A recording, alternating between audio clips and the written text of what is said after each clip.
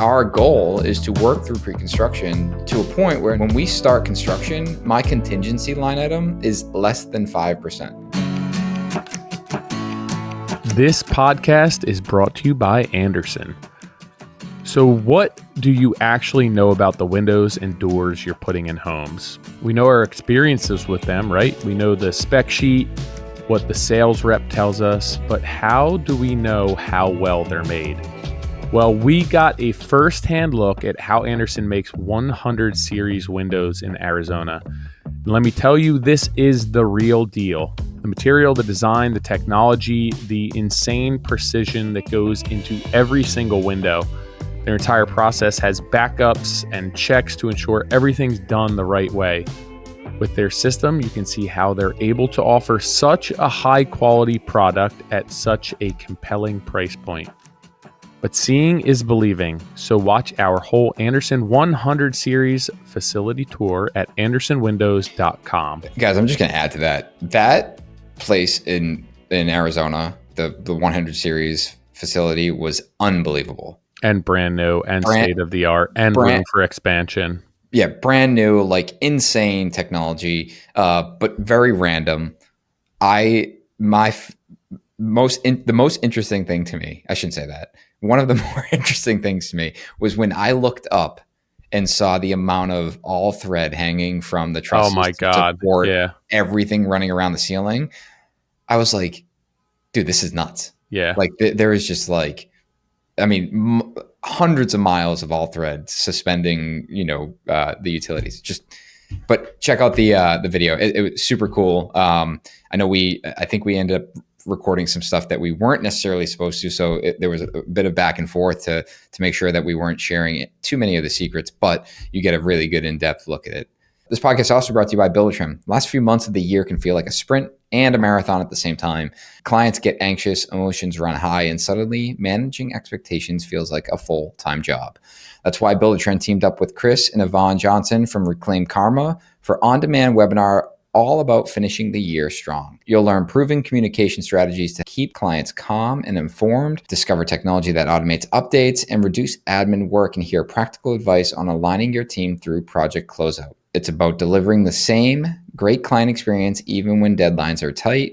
Catch the webinar on demand at buildertrend.com/MC year-end and set yourself up for year-end success. This podcast is brought to you by Harnish Workwear. Harnish Workwear is disrupting the industry through innovation and design. Their vision for workwear is rooted in performance apparel to engineer with precision, stripped of excess, deploying cutting-edge fabric technology that pushes the limits of durability and comfort. Designed for clean lines, sharp sophistication, and a commanding presence. I've personally been wearing their gear for years now, hoodies, pants, performance tees, and what I love is that it's not just durable, it's intentional. Pockets are where they should be, stretch where you need it, and you're not overheating or freezing your ass off depending on the day. It's the first workwear I've worn that feels like somebody actually asked me, hey, what do you need out of your gear? And then went and built it right. So if you're looking for workwear at the highest level, check out Harnish Workwear. Head to harnishworkwear.com and become part of the future of workwear. So we also have the Modern Craftsman tee limited edition run up on their website and also the Modern Craftsman website. I had mentioned this before. This podcast has been free for as long as I can remember. We don't charge people to listen to it. So if you've gotten any value out of this podcast, if you want to give us a simple thank you for all the time that we put in every week, or just being part of the community, or you just want a dope t-shirt, head to either moderncraftsman.co or Harnish Workwear and grab one of the new Modern Craftsman t-shirts as a little thank you. I read something about why people that are in high profile or business owners don't get sick as much, and it's because of adrenaline, and it will block. It's why when business owners go on vacation, they're more apt to get sick than they are when they're working, because adrenaline will block. Obviously there's circumstances where that's not the case, But generally speaking, it's when someone lowers their adrenaline is when sickness will step in. I guess that makes sense. I don't know. I don't know if it applies to me. I feel like I'm sick regardless. I think I get sick when I'm just run down. Yeah. Typically. Yeah. I mean, I don't know. Maybe I can't imagine being sick more than I am. Like once you had kids, you're just kind of sick all the time. It doesn't matter. It could be the middle of summer, 120 degrees, and you have a winter cold. I don't think I mean, I'm not you, but I don't think of you as someone that is always sick. I don't know. It just seems like every time I get a cold, I'm like, I just had a cold. I actually don't feel like I've been sick in a while. But it's definitely since having kids, I didn't get sick this much. They're just gross. They put their crap. Like I came in yesterday, Tilly had her shoes on the counter. I was like, "Why are your shoes on the counter?" Dude, Reed's like that, and he's just foul. He'll be like scraping shit off the ground, and then I'll turn around and he'll have his fingers in his mouth. Yeah, all the time. I'm like, dude, get your finger. He's like, why? I'm like, mainly because you were just scraping dog shit off some toy that you found in the dirt. And then they're like on you sticking their fingers in your mouth. And I'm like, please don't do that. I'm good. Yeah. I appreciate it. But Meg lets them drink out of her water bottle, but it drives her like crazy, like absolutely crazy. And I just don't. I've never let them drink out of my water bottle. Yeah. I'm like, just don't let them drink out of your water bottle. She goes, Nick, if they need water, I'm not going to not give it to them. I'm like, why? Dude, that should be a topic. What is up with kids and water bottles these days? Because I survived. That's what I was just going to say. I was without them. I didn't have a water bottle until I was an adult. Yeah. I guess I do. But so Tilly went to run to school yesterday and went to run out to the bus, and the bus was earlier than she anticipated and realized that she forgot. I heard this happening. She forgot her water bottle, and she told Rachel, just bring it to school. And Rachel's like, you have water fountain. The fact that they don't, I need to run a water bottle out to school for you. But even if you didn't have water bottles in school, what do you think is going to happen in one day? You're going to shrivel up to a raisin? That's literally what they think. Hold on. You call it a water fountain? Yeah. What do you call it? A bubbler? Yeah, bubbler. Nah. A water fountain is like something you throw pennies into. I think a bubbler is something that keeps ponds from growing algae, or something that you smoke weed out of. That's an aerator. That's a bong. Water fountain. Now it's funny. They're like, oh wait, everyone, do you have your water bottle? So my parents never asked me if I had a water bottle. Dude, I didn't. 100% didn't have a water bottle. No, for sports you did. Maybe. I don't even think I did. I know for a fact when Meg and I started dating, I just didn't drink water. She's like, what do you drink? I'm like, coffee and iced tea. She goes, you just don't drink water at all? I'm like, no. There's water in that stuff. Yeah. And I remember I made a conscious effort to drink more water. And I'm like, oh, I actually feel better. Yeah. I get water from my roots. Yeah. The food that I eat has water in it. Yeah. So I figured today maybe we could hop into, welcome back to the Modern Craftsman podcast. A little bit of a different intro. Today I think would be a little bit different. We have some topics, either from questions or things that people have asked over and over again that our producer Dave sent over to me. So I have a spreadsheet with a handful of quick topics and questions that I figured maybe we could just do some rapid fire answer. And fun fact, I didn't even look at that spreadsheet, so I didn't send it to you. So, oh, okay. And I'm always looking at it, but I figured it'd be a good opportunity to just kind of go through them pretty quickly and tackle some of the questions that are on there, or some of the topics that are on there. And I think that these could actually make standalone episodes. So maybe based on our quick responses, if there's something you want us to dig into more, we can absolutely do that. But for right now, I think maybe we'll just briefly touch on a few of them and see how it goes. Let's do it.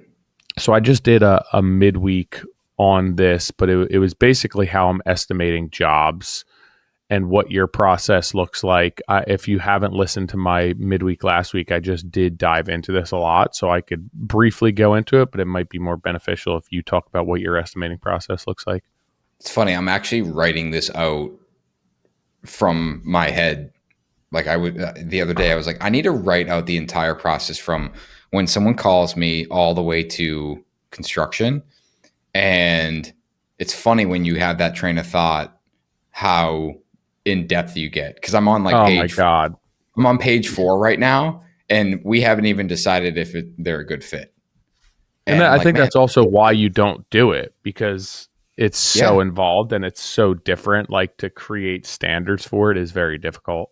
I was like, I just need to get this. Like, obviously, with the age of AI and everything, it's like you're there's this desire to just fast track this information. But I'm like, no, I need to actually sit down and write this out because there's so much trapped in my head. So our process in estimating jobs, when we're on the phone with someone, we're getting right to figuring out if they're a good fit. Let's just assume that they're a good fit, right? So our ideal client, someone that wants to build something between $3 and $10 million, our average cost for, we'll just say it's a new construction home. Our average cost for a new construction home is $1,000 a foot. Our minimum is probably 700. And obviously it can go anywhere above that. They're looking to do something that is architecturally led. And then location wise, like right now we're within 2 hours of Boston, but there's opportunities above and beyond that. So when we're estimating, we're getting a pre-construction agreement, but I want to kind of sidetrack for a minute. There's times where we are presented an opportunity where it's like, hey, this is a really unique project. This is a great architect, and they want to get preliminary pricing from more than one builder. It's not our ideal situation. We advocate against that. We pitch them on pre-construction, but there's times where it's like, you know what? I'll throw my hat in the ring because this seems like it's worth chasing. Yeah. So for me, that's 2 to 4 hours worth of work with as much information as they've given me. Hopefully it's not a CD set because then it's going to take weeks to put together, but assume that it's just high level. And I'm going to go through, we have a really, really in-depth spreadsheet. There's like 15 to 1800 line items. So I just build the project like line item by line item and top down and basically just kind of do it from memory, do it from historical data, do it from, comparing it to other projects, whatever it takes to get a roughed out budget. And I might share that at that point, but I'm always presenting that, especially if there's no pre-construction, I'm always sharing that live. And then I'll follow up with like, here's the PDF for it. But I want to walk through it specifically because, what like the things I've made assumptions on or the expectations, I want to make sure they're aligned. Are you just taking the plans and then going through your line items in the order of the line items and just assessing and gauging the job that way? Yeah. So I'm doing one right now. So we have six plans. They are all floor plans. So it's just, I'm sorry, 5 because there's 5 floors. It's very, very high level, but there's a bunch of notes on them. So my process, I have those drawings opened up. Are we just going to glaze over the fact that you're looking at a job that has 5 floors, and is it commercial? No, it's a row house in Boston. All right. So that's pretty difficult. It's like I didn't think of how ridiculous that would sound if it's like, wait, is this a single family home? Yeah. It is a single family home, but it's a tall house. Row house. My process, I have like a couple screens on my desk. I have one screen open and I just keep I keep it open in my takeoff software. So we use Stack and it's like on screen takeoff. I'm using it like an elementary school kid. Like I don't have anything built out. There's so much automation I can do, but I haven't done it. So I just have it there so I can measure things. I can get square footage of things. I can understand scale of things. And then I usually have either a printed set or my iPad, and I have the drawings there so I can write and sketch things and highlight things and just like flip back and forth. It's easier than on Stack.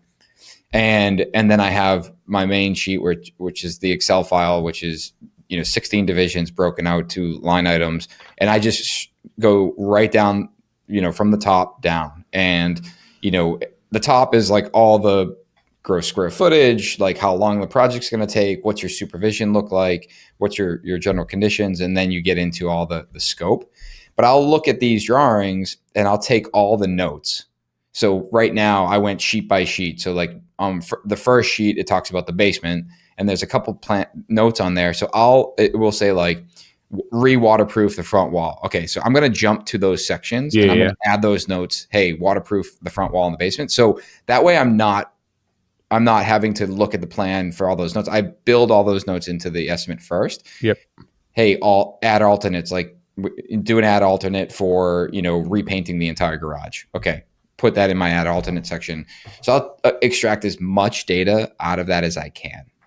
Now, from there, then I go back to the top and I just start filling in and saying, all right, is there concrete work? Nope, there's no concrete work. Collapse that section. Is there masonry? Oh, yeah, they want to repoint the front and back. All right, do I have a price for that? Or have I done a project similar? Oh, I have. We're actually doing one down the street. The front of it was $17,000. The back of it was $15,000. Let's plug those numbers in.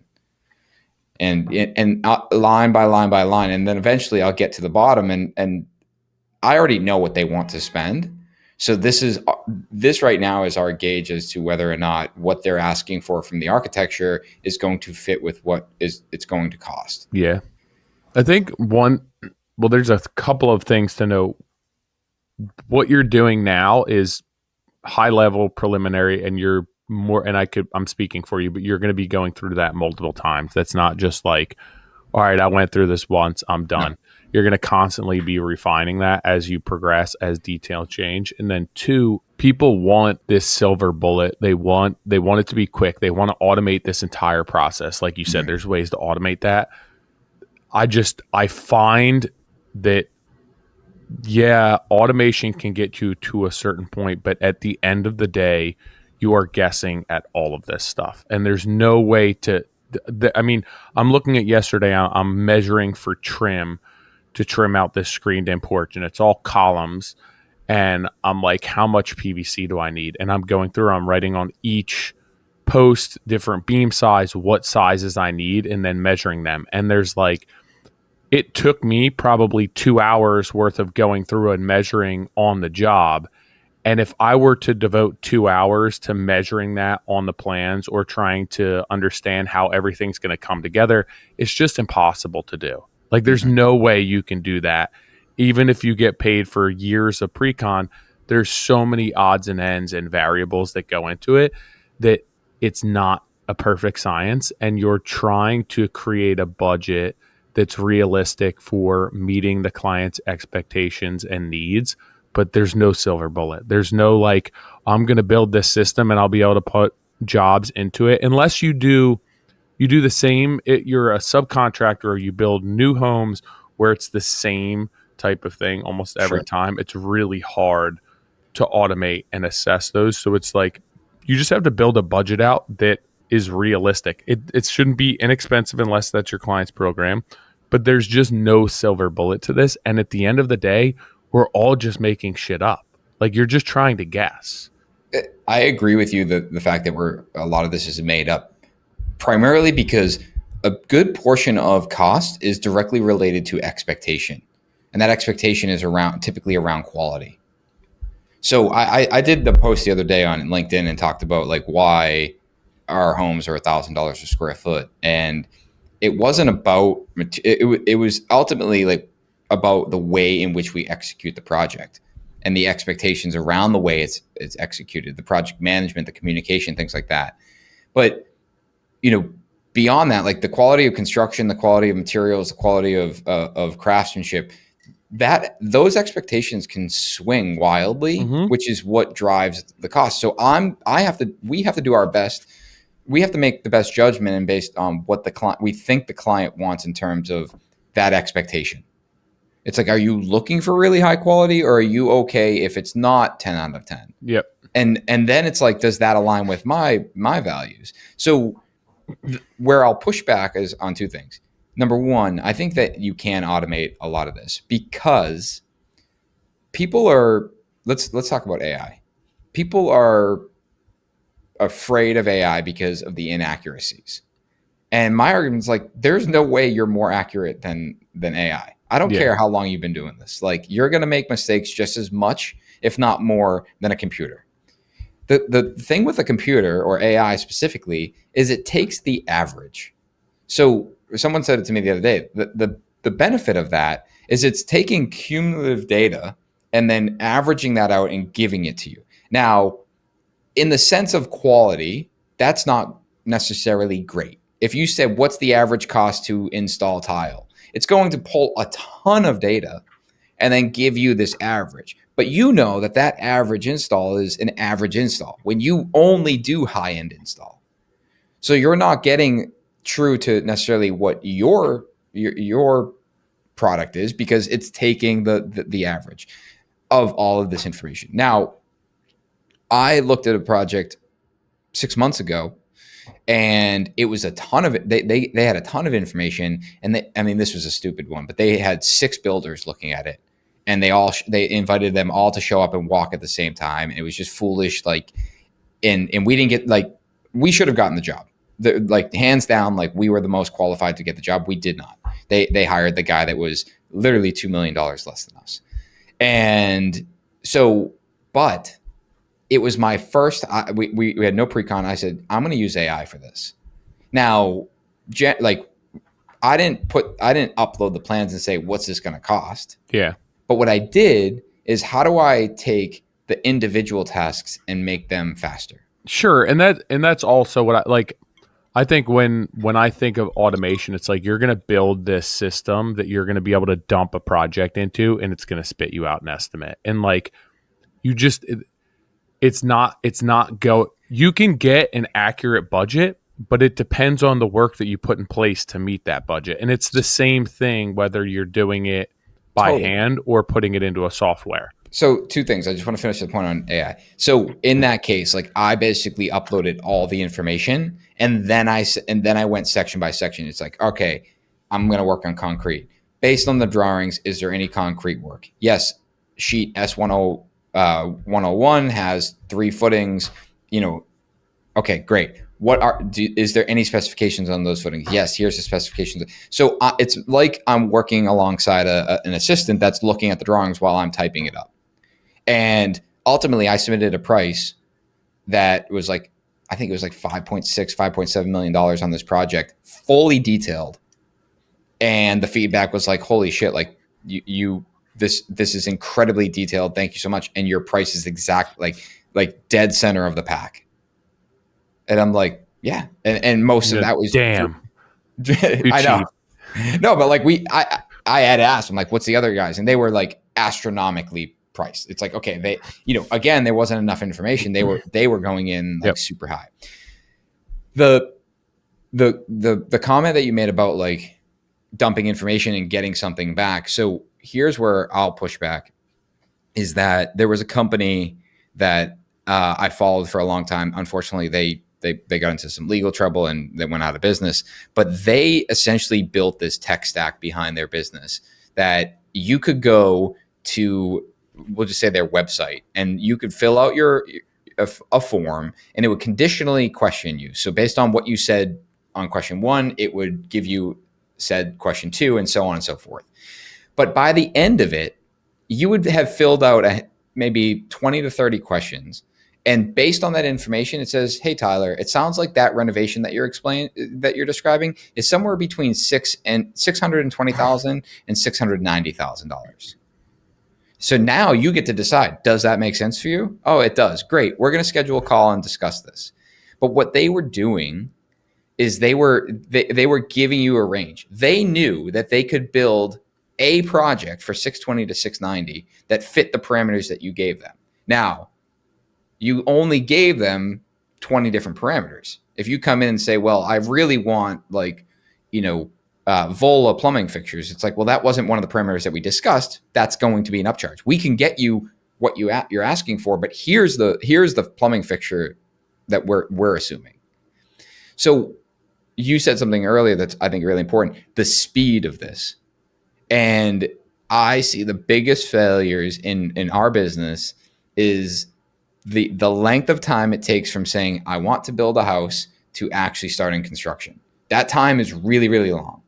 And I'm drafting this right now in this whole process about our estimating it. There's two ways that you can help fix that. Number one is that you communicate the process along the way. And I've made this reference before, but your city is building a new playground. They need to raise money for it. They paint this piece of plywood. They put it in the middle of the city, and they paint it like a thermometer. And some guy goes out there and fills it in red a little bit each day when they raise more money. And eventually the thermometer is filled, and hey, we're getting a new playground. The client from the pre-construction side doesn't know where they stand. So they wanted to build a house, and now it's been months and months, and they don't know, like, how much longer do I have to wait to start building? So you communicate that process. The other side is, hey, I want to build a house. No problem. It's $1 million. Like, you don't know what the house is, how big it is, okay, well, you don't even know what I want. It's like, okay, well, what do you want? Well, I want this. Okay, now it's $1.2 million. And I want this. Okay, now it's $1.4 million. So speeding up that process is, I think, the biggest advantage that you can have if you can get your process dialed. And that process being dialed where it's, we put so much weight on being incredibly accurate with our estimate when we don't even have accurate information being given to us. No, and I think that's the other thing, that at times I'll price a job in pre-construction and it comes in right where my gut told me within the first 5 minutes of conversation, right? And that's experience and repetitive nature. Yeah, but at the same time, the systems that you may be building are only as good as the expectations that you're setting forth, right? Like, we have a detailed plan set. Even if it has all the information, again, you can use historical data, you can use AI, you can use your experience and everything else, but you're still projecting how that job's going to go. And like, yep. I compare it to this, right? If Meg asked you to run to the grocery store and grab 6 items and come back, you can't tell me with great accuracy how long that's going to take, because it depends on how many lights you hit, where your parking spot is, if the things are there when you go to get there. And that's an hour-long trip, right? And you know where everything is there. Now, people want us to build a job that's 18 months and quantify how long that's going to take and how every single task and day is going to go. And it's just impossible. It's so hard to do. So you're trying to get averages, and then you're trying to create a budget that can align with those clients' expectations. Is it not going over budget? Is that like, is it, hey, we want to spend $1 million and not a penny less? Because when you're building your budget, you need to understand that when you're building your scope, when you're hiring subs, when you're managing the project, you need to ensure that that's the client's biggest obligation. Is it quality, right? They don't care if you spend more money. They don't care if it takes more time. Is it time? Do they need to finish that renovation before Thanksgiving because they have family coming in? So, right, you have to understand how all those things impact your budget and how to price that job accordingly. And for me, that's where it's like, even if it's the exact same scope, the parameters are different. Do they want it done quickly? Do they not want to spend a dime more than they anticipated, or is quality of the utmost importance? And it could be the exact same job, and it's going to be 3 different price points and need to be managed differently, which I think, like, yeah, the average gets you there, but realistically, to be as accurate as possible, you have to consider things that are not necessarily on the plans.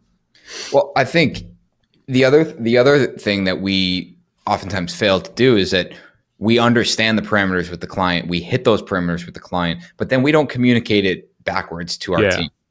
Where it's like, the client know that the client is like, the most important thing is getting in by this date. But you turn around and you tell your team, it's like, but we have to make sure that this is perfect quality. Yeah. It's like, wait, like, I know that quality is like our number one thing as a company, but it sounds like this client has a different priority.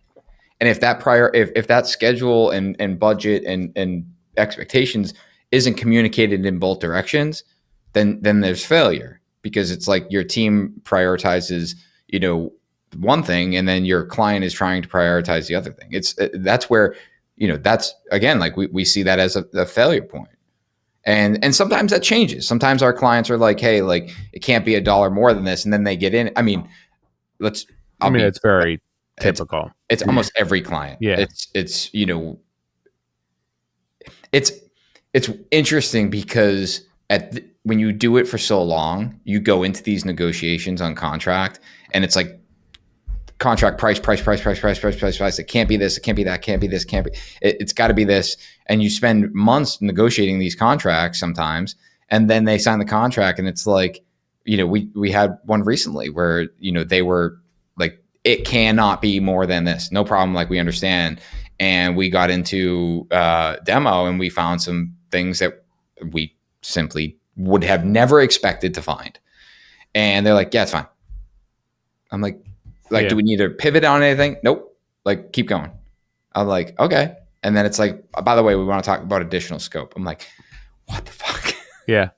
I mean, it all comes down to, for me, the estimating aspect is it's creating systems, but understanding how you're pricing that job and what that client's needs are. And it's not as objective as what's on the plan set. And that's why, for me, the pre-con aspect and getting paid up front is so important, because I'm going to price something differently based on what I want, what my customers' needs are, than what other people are going to do. So in order to ensure, like, there's so many unknowns and there's so many things that I'm going to consider that somebody may or may not consider, that I need to ensure my clients want that. So I'm not going to waste all of this time or just price every job that comes across my plate, because I understand there's a lot of things that aren't on the plans that I'm compensating for and that I've built my reputation on. And it's really important to me as a business owner that I want to provide for my clients. And I need to ensure that that client is on board with that, and that their program, there's not a better contractor for them out there. Because if I'm not the best fit for you, I want you to go find the best fit. I just don't want to sell a job to you. Mm-hmm. And that all starts happening at the estimating phase, and how you're pricing things and what's important and what your client's needs are and the trust that you have. And it's not just about, hey, how do I take this plan and analyze it and then spit out a number that's as accurate as possible. I mean, that's the goal, right? But the accuracy of that number relies so heavily on expectations and not what's actually on your computer or on your plan set, that I think people miss the mark there. And I missed the mark there for years. And I would price stuff and price myself out of jobs because I just didn't realize, like, this client doesn't give a shit about. They don't care about that finish. They don't care about the prep that it takes. They don't care about the planning. They just want, like, this to function for them as a family. And if I would have realized, hey, you know what, this isn't what I want to do, this isn't how I make money as a company, I need to go find a better client for me, I would have saved myself so much time and so much energy. But I think that comes down to experience and learning. Yeah, I mean, it's the way I can summarize the client side of it is they just need to feel as though you are the least risky option. Yeah. And, from a Precon perspective, we have two projects that we're interviewing for right now. And it's funny because they both of them, like, want to understand our pre-construction process, very concerned with budget. And they're like, we're thinking about talking to a handful of different builders and different, and at different ranges, like, the smaller guys, the bigger guys. And I'm like, I think you should definitely talk to a handful of builders. At the end of the day, you need someone that's going to be a partner to you in the beginning, like working through what we call pre-construction. You need to figure out the project before you start construction, because anyone can write you a contract that says I can hit your budget and schedule. But if they're not spending the time to actually figure out how to build it, there's going to be compromises made. And whether you recognize the compromises or not, I don't know. Yeah. But what I can say is that if you go through proper pre-construction, you are effectively de-risking the construction process. And one of the clients stopped me and he was like, dude, I love that. I'm like, what? And he goes, de-risking. I'm like, yeah, I mean, that's the whole purpose of pre-construction, is to de-risk the project. I'm like, pre-construction is more than just pricing. But let's be real. Everyone is very concerned with the price, because the price determines the scope. the price also determines the schedule. Like everything revolves around ultimately the cost in one way or the other. And our goal is to work through pre-construction to a point where when we start construction, my contingency line item is less than 5%. Mm-hmm. And I can explain to you what that contingency is for.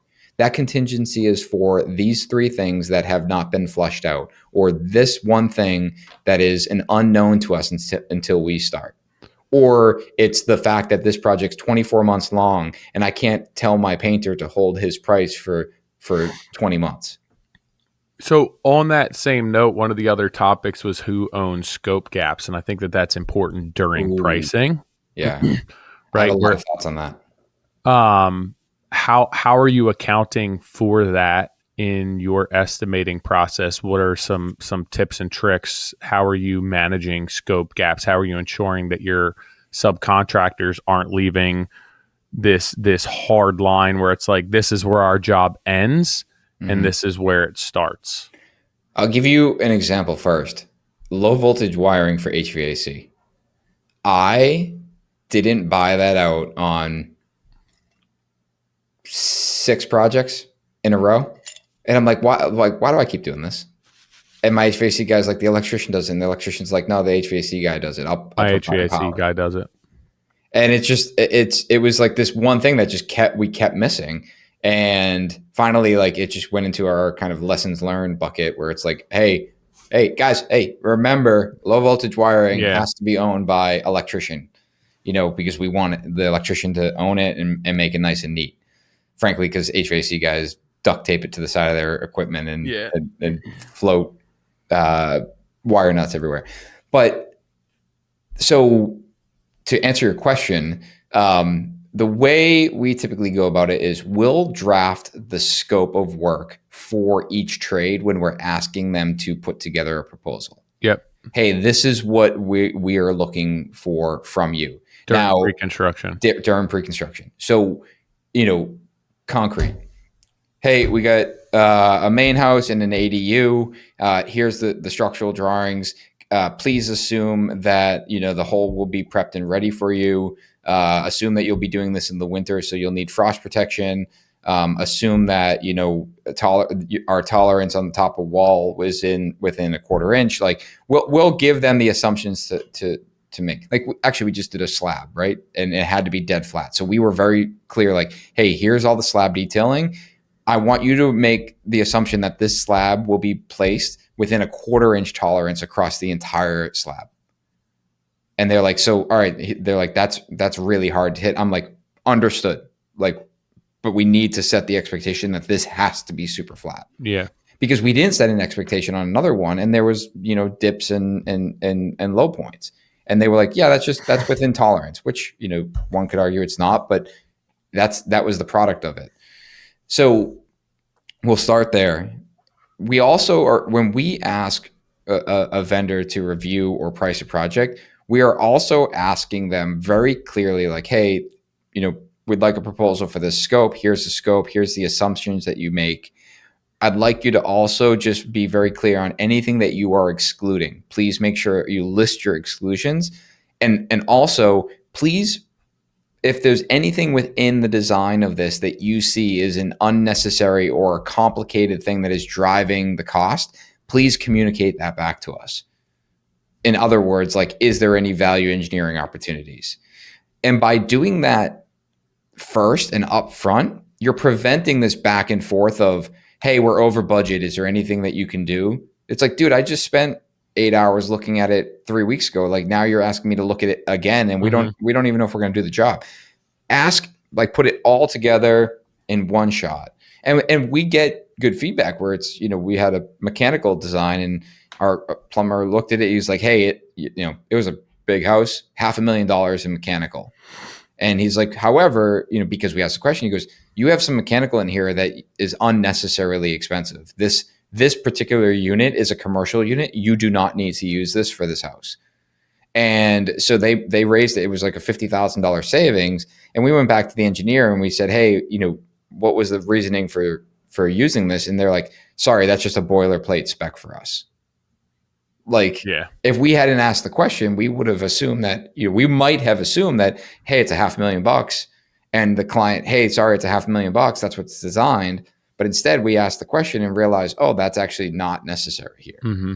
Because, like, to your point, like, none of this is perfect. There's hundreds of people involved. There's all these layers to it.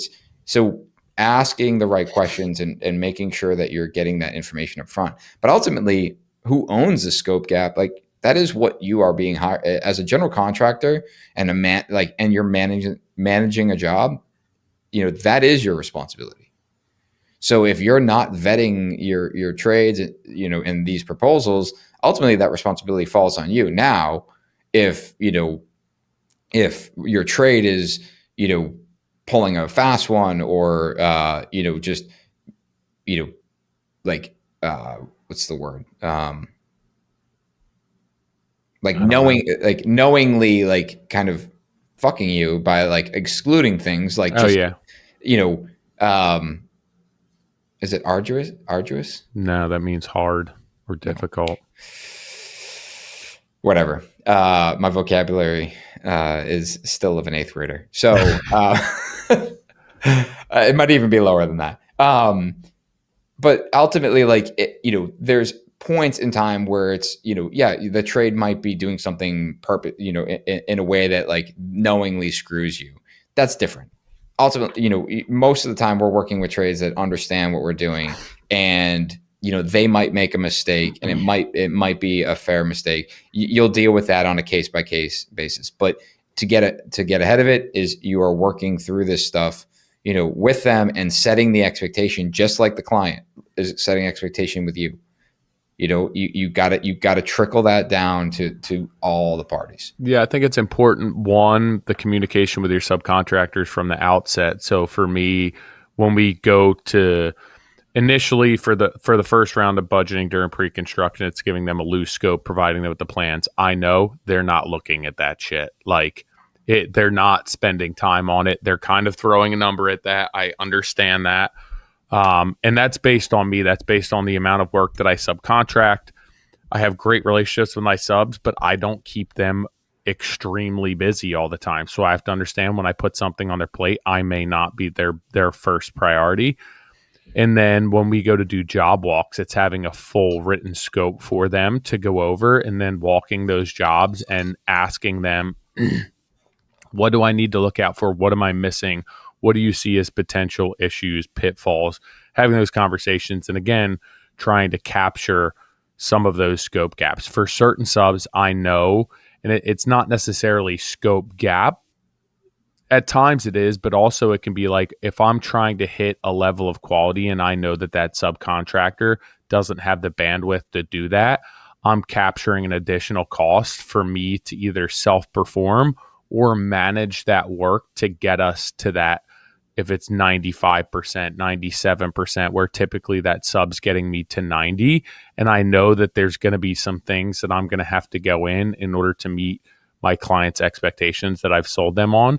So I'll have an additional fee in there to either cover my time to self-perform or manage the either gaps in scope or gaps in quality for a specific job. Like, I know with drywall that my drywallers are only going to get me to a certain point. With demo, they're only going to get me to a certain point. I'm still going to have to go in. I'm still going to have to remove nails. There's going to be stuff that I have to clean up. Yeah, it'll be 90% there. But I learned quickly that, like, I still have to do the site protection. Right. That's just something that if I'm paying them to do, it's not going to be up to what I need and what my clients are hiring me for. I know that I'm going to have to go through and clean extra. I'm going to have to be pulling extra and all of this stuff is just from learning. And then I'm tacking time and costs onto that job, whether it's through my markup on the sub, or if, like, I just have a separate supervisory or management fee in order to get from the 90 to the 95% that my clients want. It's crazy, like, site protection. So we have site protection broken in our budget as material, labor, and then we also carry a general labor allowance. And that general even breakdown, like, yeah. Well, that's our general labor allowance, where it's like, we just bake in, like, hey, general labor, so we can bill against something. We also have like a miscellaneous reimbursables line. It's like, hey, these are allowances. We're going to run into things. We're going to need, we might need a saw for the job. Like it will bill against that. But you're going back to expectation. A friend of mine is going through a renovation right now, and he was like, hey, I got to show you this photo. Like it's going to make you throw up. And I was like, what? He goes, it's just, I know the stuff you build, and I want to show you what we're dealing with our renovation. And he was showing me something, like one thing, but all I saw, I was like, are your floors done? He goes, what do you mean? I'm like, are those finished floors? He goes, yeah. I'm like, oh. He goes, oh, I know they're filthy. There's paint all over them. And Oh, God. I'm like, are they not protected? And he goes, no. I'm like, Or when they use the flooring boxes for the site protection.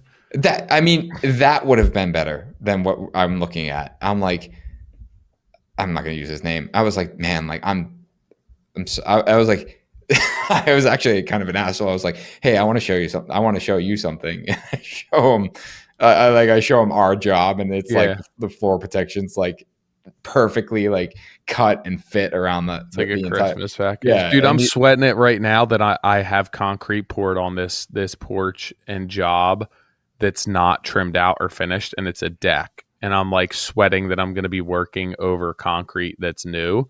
Because like in a perfect world, I'm like, I would have had that whole thing trimmed out, done, left the skirting off, got the concrete poured, done the stairs. But I'm like, just from a time perspective, my sub's like, it's the end of the year. Everyone's going to be pushing. I need to get this in. I was like, all right, I'll get plywood and work over it.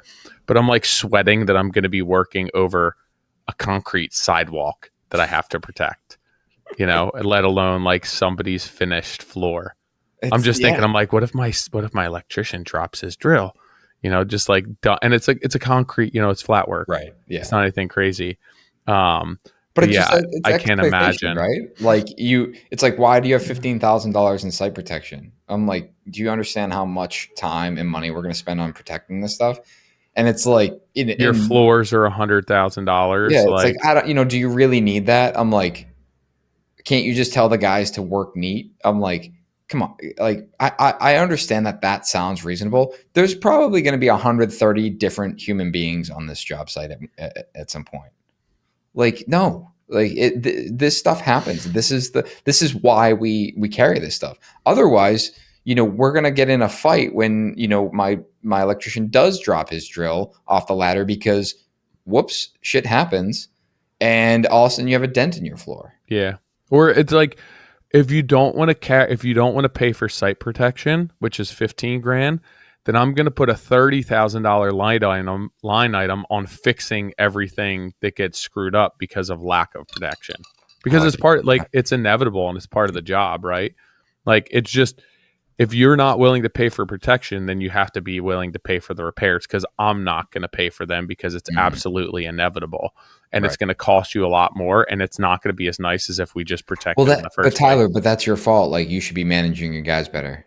Yeah, but it's like, at the end of the day, like, it's the same thing with your kids. It's the same thing with your sub trades. It's the same thing as, do you want me to hand this over to you 100%? Or are you willing to live with some imperfections? Because like, we live in a world of imperfections. We live in a world where there's a million different people. Nothing goes according to plan and mistakes happen. So I need to, like, if you're fine with me handing you over a rustic project at the end of the job, then cool. Like, the price is the price. But if you're not, then I need to account for just errors, omissions, and mistakes and crap that happens. To me, that just comes down to, like, again, client fit, right? There's some clients who aren't willing to pay for that, and there's clients who are willing to see the value in it, and that should be a huge red flag, or even just like an indicator of, hey, I'm ready to move along with this process. Yeah, I mean, a red flag for your process. Like, red flag for my process. Yeah, it doesn't mean it's a bad client or bad project. Like, I've told the story before where, we bid a project. It was an $8 million new construction build. And he called me and he praised me. He was like, dude, I know this house would be amazing if you built it. You're an artist. Like, I respect the work. I just don't give a shit about that level of quality. I just want as big of a house as I can get for $3 million. Yeah. And I was like, I totally disagree with you, but I appreciate you being honest. Yeah.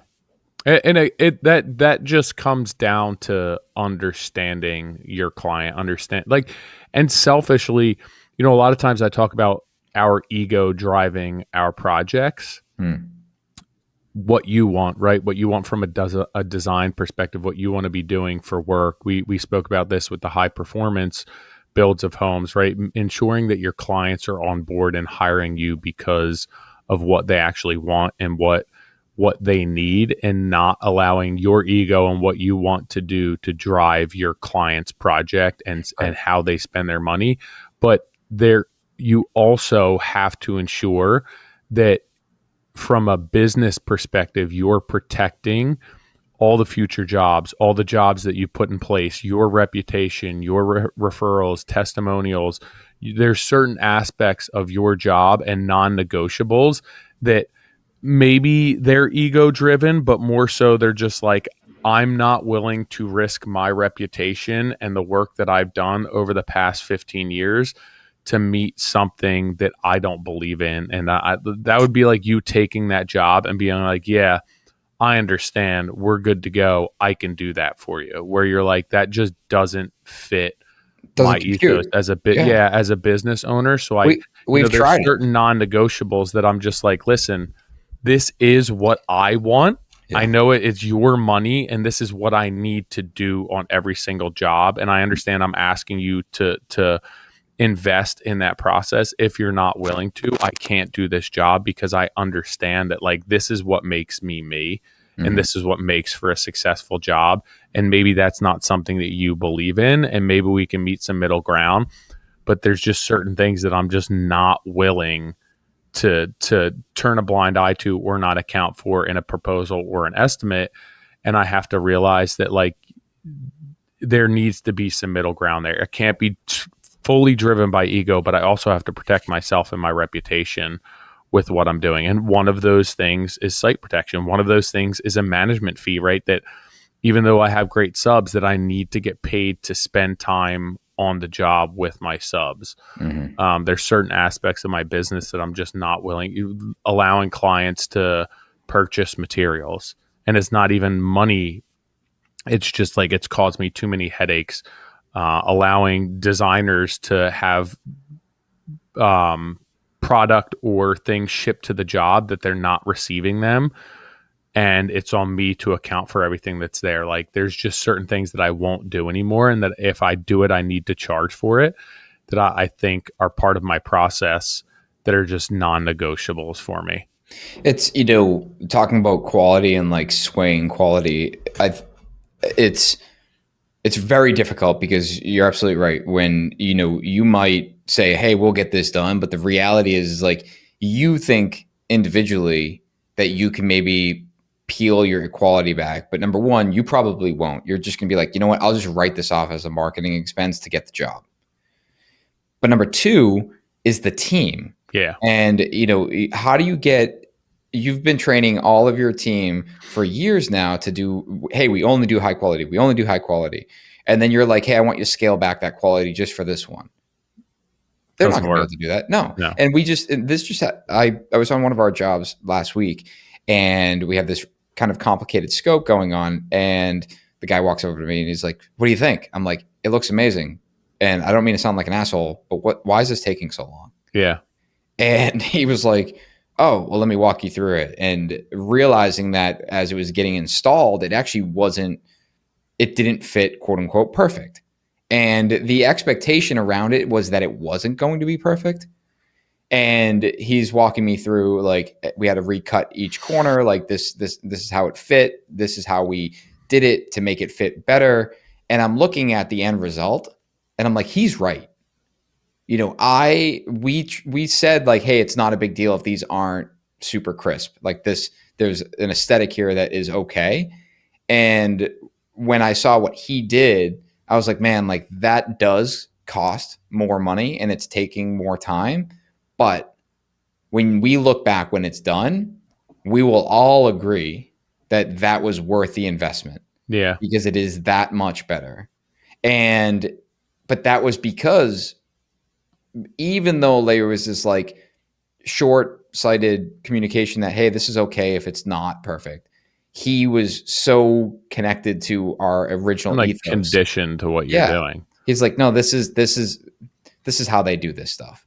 And what's really fun for me is like, especially as like, with social media and like promoting what everyone's doing, is we are essentially establishing like that we, not to sound cocky, but like that we are the best. Like Yeah. we are only doing this to the best of our ability. But And we're that's not just for your clients either. That's for your subcontractors who want to work for you. That's for the people who right. want to come be an employee of NS Yes. Builders. Like it's Right. so much more than just your clients. And right. And I think the hardest person to convince is obviously the client, because Mm-hmm. ultimately they pay for it.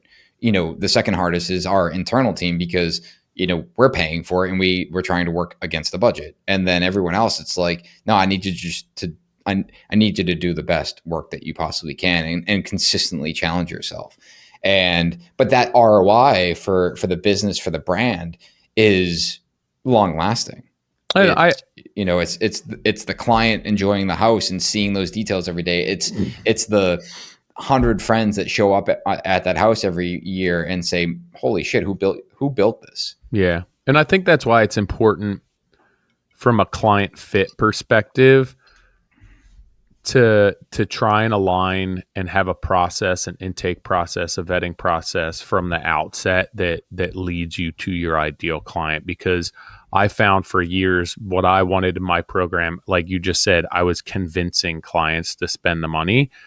And if it's not something that they came to me wanting or was really important to them, or it wasn't something that, hey, I sold, this is what we do, and they bought in quickly, and I've felt that I've had to oversell them and convince them, at the end of the day, in my opinion, the job's an absolute knockout, but it's just not something that they ever truly valued. So there's a bit of a hang up where the job's done, they paid the extra money, and like, does it really matter to them, or was it Mhm. my, what I wanted that I forced on them? So I think that being said, like, you should spend less time convincing clients of what they want to do and looking for the clients who want what you do. Because when they already understand, and that's where like marketing comes in and everything else, branding, marketing, telling your story, it's ensuring from the get-go that you're creating a sales funnel that's bringing the clients in that say, I already understand what Nick does, I want to see how we fit into his process, rather than like, hey, I want to look at a couple of different builders. Nick does really good work. Let's talk to him. And then you convincing that client, you know what, you should spend 20% more on these things, Mhm. because that wasn't what they wanted in the first place. Right. And maybe they weren't your right client in the first place. And at the end of the day, you're like, damn, we knocked this out of the park. And they are like, we spent 20% extra and it's fine. It's cool. But like, I would have rather spent less money. Right. And to me, that comes down to marketing, that comes down to lead gen and all of that stuff, but just ensuring that, again, expectations are met and that you're not trying to convince clients of what's right. You ideally, you want your clients coming to you because they already understand all of that stuff. And they feel as though you're the right fit and you're going to de-risk the project for them. Correct. Which is a whole nother story and conversation.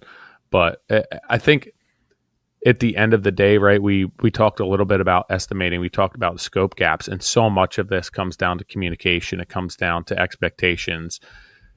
I think that it comes down to managing projects on the back end, right? Ensuring that you're staying on top of your budget, you're staying on top of your schedule, you're staying on top of your team and your subcontractors, to make sure that the budget that you put together, however you put it together, through systems, through historical data, through whatever your process looks like, ensuring that on the back end, you're managing that job according to that budget and according to the expectations that you set forth with a client. And sometimes it's not about the math that got you to that number and those objective things, as much as the subjective aspect of, what did we tell this client that they could expect? Mhm. And did we meet their needs? Did we fit their program? Did we manage that? But like my budget for a job right now may wind up being the same as what I told my client, but those numbers may live in all different places. Mm-hmm. But I understood that, hey, she didn't want to spend over X amount. And so I'm going to manage that job to make sure that that's her biggest, that we don't go over on money, whatever I have to do.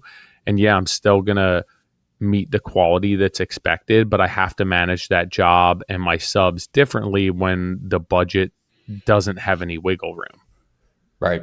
And I think most of this comes down to just creating the story and then making sure that the numbers are reasonable to carry out that story, that project from start to finish. Just making sure that you're giving yourself a realistic opportunity to meet your clients' needs and hit their numbers. Well, you said it in the beginning of this. This could be its own dedicated episode, which we just blew through an hour. But I think there's two things. Number one, we obviously put together this whole course on pre-construction, which for anyone listening, we're actually in the process of rebuilding that from scratch. It's a big part of why I'm regurgitating our entire process because we want to bring more value to it. But if you're interested in talking about this one-on-one and digging into it way more in depth, Chicago, November 7th through the 10th, contractorcoalitionsummit.com. Use code MC at checkout. You get $2,500 off. It is, 2 weeks away at this point. But this is the stuff that we dig into, and super specifically, down to the cost of it and how we're making money with it. So if you guys are interested, make sure you sign up immediately. And obviously, if you're not already on our newsletter, you should be on our newsletter. And if you are on our newsletter, please forward it to a friend that should be on that, because we want to continue to bring you guys value around conversations like this and ultimately help you make more money in your business and live a better life.